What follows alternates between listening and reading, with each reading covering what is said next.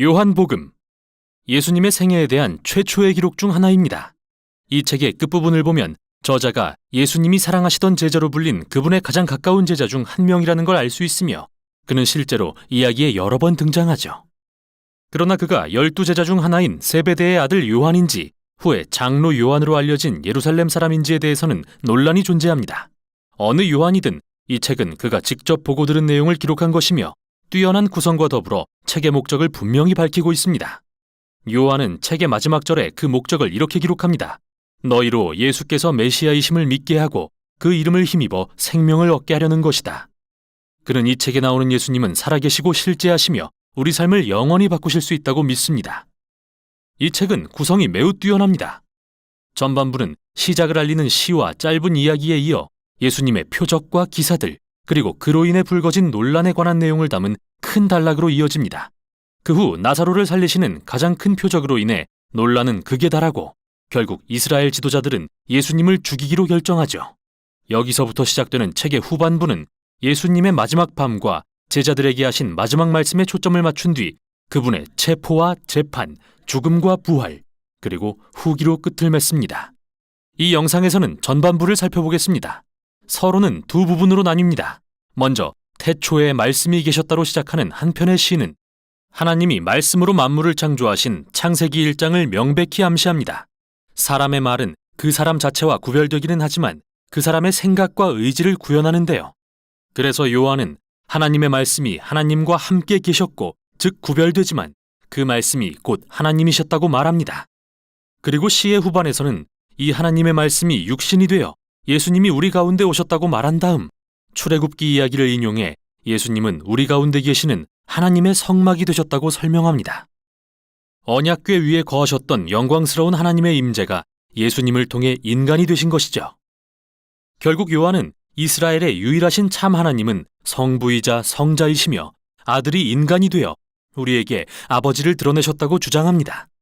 이러한 놀라운 주장들에 이어 우리는 세례 요한이 처음 예수님을 만난 이야기를 듣게 됩니다.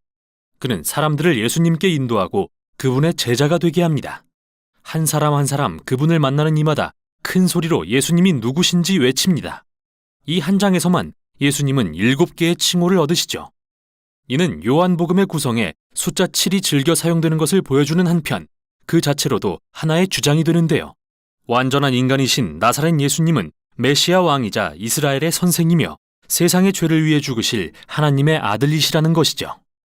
이는 예수님에 대한 엄청난 주장이며 이제 요한은 2장부터 12장까지의 이야기들을 통해 이를 입증할 것입니다. 이 이야기들은 기본 양식이 같은데요. 예수님이 표적을 행하거나 자신에 관해 어떤 선언을 하시면 언제나 오해나 논란이 발생하고 매 이야기의 끝에서 사람들은 예수님을 누구라고 생각하는지 선택해야 합니다. 첫 단락은 대표적인 4가지 유대 제도를 대하시는 예수님을 보여주는데 예수님은 매번 각 제도가 가리키는 실체가 자신이심을 드러내십니다. 먼저 혼인잔치에 참여하신 예수님은 포도주가 떨어졌을 때 이 큰 항아리들에 담긴 약 450리터나 되는 물을 최상급 포도주로 바꾸십니다. 그때 연회장이 신랑을 불러 말합니다. 당신은 가장 좋은 포도주를 남겨두었구려. 물론 사실이지만 요한은 이 기사를 예수님의 첫 표적으로도 부릅니다. 다시 말해 이것은 예수님이 어떤 분이신지 드러내는 상징이죠. 이사야가 메시아의 나라는 좋은 포도주가 가득한 성대한 잔치와 같을 거라고 예언한 것처럼 이 첫 표적은 예수님 나라의 풍성함을 드러냅니다. 다음으로 예수님은 예루살렘 성전에 들어가십니다. 그곳은 하늘과 땅이 하나 되고 하나님이 그분의 백성을 만나시는 장소인데요. 여기서 예수님은 성전에 대해 자신의 권위를 행사하시며 환전상들을 내쫓고 희생제사를 중단시키시죠. 성전 지도자들이 그분을 위협하자 이 성전을 허물어라.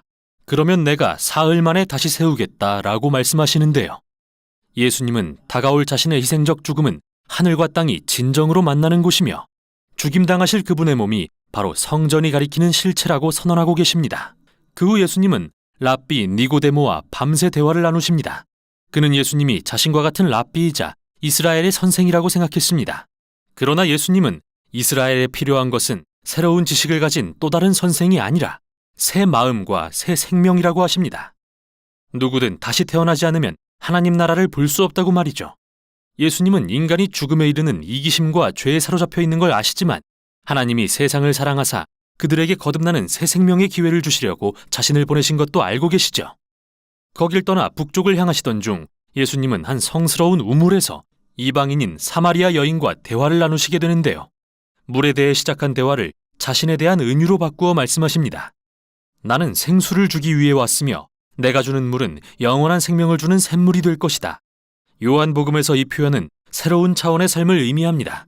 곧 하나님의 영원한 사랑으로 충만하고 이제부터 영원까지 지속될 생명을 가리키죠. 이제 요한은 다른 이야기들을 시작합니다. 이번에는 4가지 유대 절기 또는 그들이 신성하게 여기는 날에 일어나는 일인데요. 예수님은 다시 한번 각 절기의 의미를 통해 자신에 관해 선언하십니다. 먼저 예수님은 안식일에 중풍병자를 고치십니다. 그리고 이는 안식일에 일하는 것에 대해 유대 지도자들과의 논쟁을 이야기하죠. 예수님이 내 아버지께서 안식일에도 일하고 계시니 나도 일한다고 하시자 그들은 예수님이 하나님을 아버지라 부르며 자신을 하나님과 동등하게 여겼다는 것을 알고는 그분을 죽이려 합니다. 다음 이야기는 유월절 동안 일어납니다. 출애굽을 기억하며 양고기와 빵과 포도주를 먹는 상징적인 절기죠. 예수님은 수천 명을 먹이는 기적을 행하시고 그 결과 사람들이 그분께 더 많은 떡을 요구합니다. 그러자 예수님은 자신이 참된 떡이라 선언하시며 나를 먹는 사람은 영원히 살 것이라고 말씀하십니다. 이 말씀이 많은 이에게 걸림이 되었고 그들은 예수님을 떠납니다.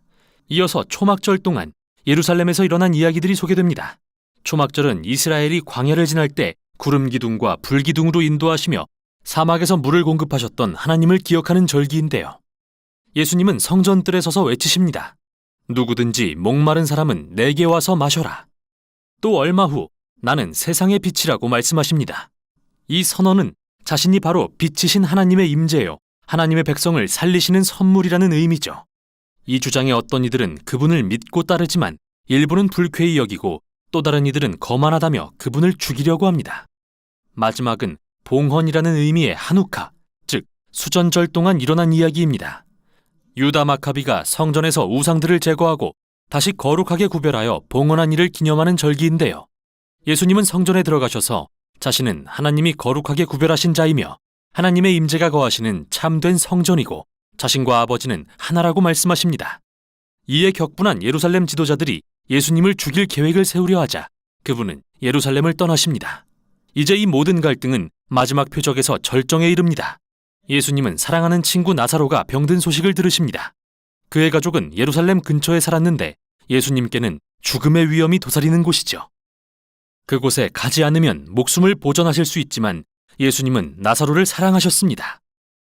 그래서 그가 죽었다는 말에 그를 살리기 위해 가셔서 자신의 죽음을 무릅쓰고 그를 무덤에서 다시 살리십니다. 이 놀라운 표적에 대한 소식은 당연히 빠르게 퍼졌고 예수님이 예상하신 대로 이 소식을 들은 예루살렘 지도자들은 그분을 죽이려는 모의를 시작합니다. 이제 예수님은 지도자들에게 거절당한 이스라엘의 왕으로 예루살렘에 입성하십니다. 이렇게 요한복음 전반부는 예수님이 친구를 위해 목숨을 내려놓으시는 사랑의 이야기로 마무리됩니다. 물론 이것은 다음 영상에서 더 살펴보게 될 십자가를 향한 또 다른 예표입니다. 우선 여기까지 요한복음의 전반부였습니다.